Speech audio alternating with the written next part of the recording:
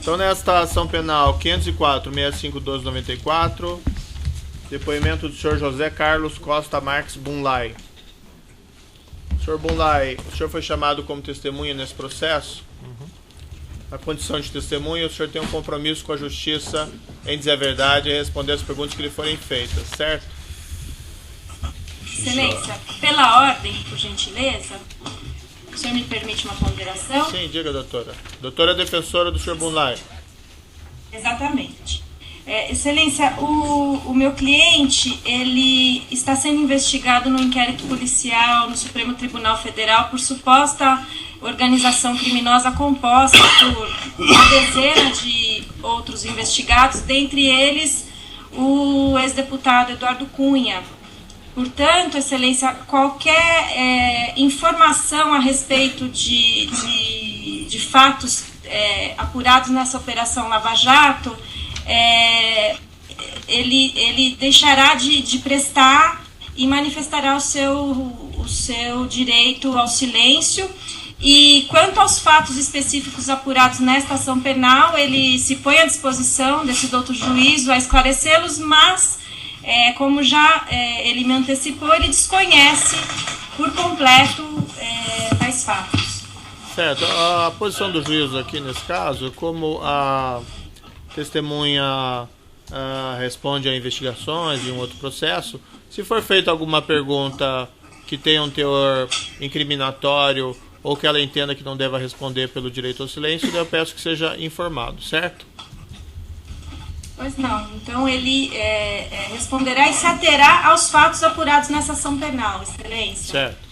Então, dito isso, eu retomo, o senhor tem o compromisso, aqui o senhor está como testemunha, não como acusado nem investigado. Como testemunha, o senhor tem um compromisso de responder as questões que lhe forem feitas, e eu vou advertir o senhor por força de lei que se o senhor faltar com a verdade, o senhor responde a um processo criminal. Não obstante, como foi aí discutido anteriormente, se for feita alguma pergunta que o senhor entenda que possa lhe prejudicar nas investigações que o senhor ainda responde, ou no processo que já foi julgado, o senhor tem o direito de não responder, certo? Mas aí o senhor tem que informar essa sua decisão de não responder, certo? Dito isso, eu vou passar aqui a palavra à defesa do senhor Eduardo Cunha, que arrolou o senhor como testemunha. Obrigado, Excelência. Boa tarde, senhor José Carlos Bunlai. Meu nome é Marlos, eu sou um dos advogados do senhor Eduardo Cunha. O senhor conhece fatos relativos à nomeação do senhor Nestor Cerveró na diretoria internacional da Petrobras? Não conheço, a não ser os que eu li na imprensa a questão de um tempo, um mês ou 2 meses atrás, a nomeação dele, que ele mesmo contou. O senhor sabe quem foi o responsável pela nomeação de Nestor Cerveró? Não sei, senhor. O senhor tem conhecimento de como se deu a demissão de Nestor Cerveró? Também não tenho. Faz parte da demissão? Pois não. A demissão. Eu questionei se o senhor tem conhecimento sobre a demissão do Nestor Cerveró. Não tenho demissão. Aqui neste processo em específico, trata-se de um dos temas relativos à participação eventual do senhor Eduardo Cunha nos negócios de Benim. O senhor tem conhecimento desse fato? Não, senhor. Fiquei sabendo disso apenas por jornal e por empresa, agora muito recentemente. Não tenho nenhum conhecimento e não sei nem onde fica Benim. Ok. Um dos trechos da denúncia formulada pelo Ministério Público Federal traz o depoimento de uma pessoa chamada Fernando Soares.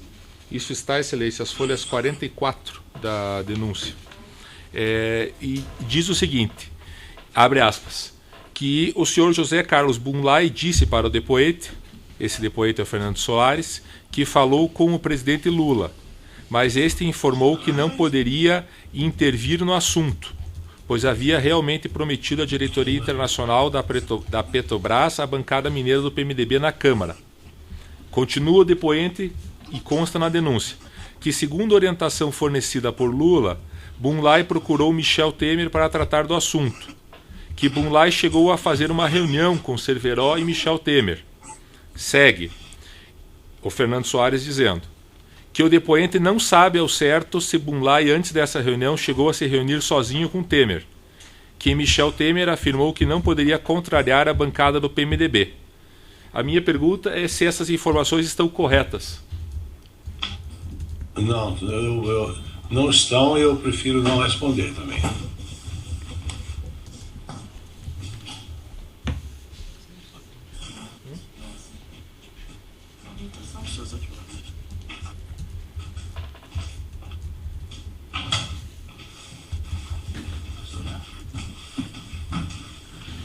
Sobre essa substituição do Nestor Cerveró como diretor internacional pelo senhor Jorge Zelada, e isso é objeto da discussão também nesses autos, o senhor tem algum conhecimento? Nenhum, nenhum. Ele não vai responder por nossa orientação. Porque são fatos que já estão sendo apurados em outros procedimentos, doutor. Me desculpe, que o envolvem diretamente. Eu gostaria que essa orientação da defesa fosse respeitada, inclusive, pelos colegas. Eu não vejo nenhum problema, doutor. Eu estou seguindo a orientação do presidente da audiência e estou formulando as perguntas e entendo que é direito dele seguir a orientação do juízo como foi posto. Sim, mas como são fatos que o envolvem... Eu entendo, mas vou prosseguir. Se de alguma forma o senhor esteve alguma vez com o senhor Jorge Zelada, tratando desse assunto? Não, por orientação do advogado, é para mim não responder. O senhor esteve alguma vez com o presidente do PMDB, Michel Temer, discutindo esse assunto? Não.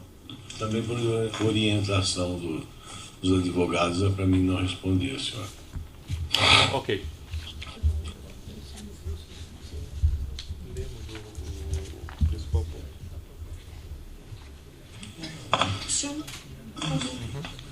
É verdade.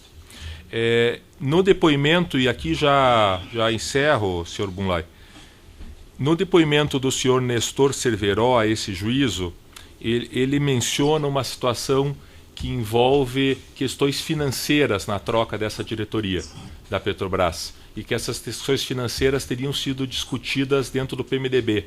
O senhor tem notícia disso? Por orientação dos meus advogados, eu não tenho a menor condição de responder. Obrigado, excelência. O Ministério Público tem alguma negação? Não tem, excelência.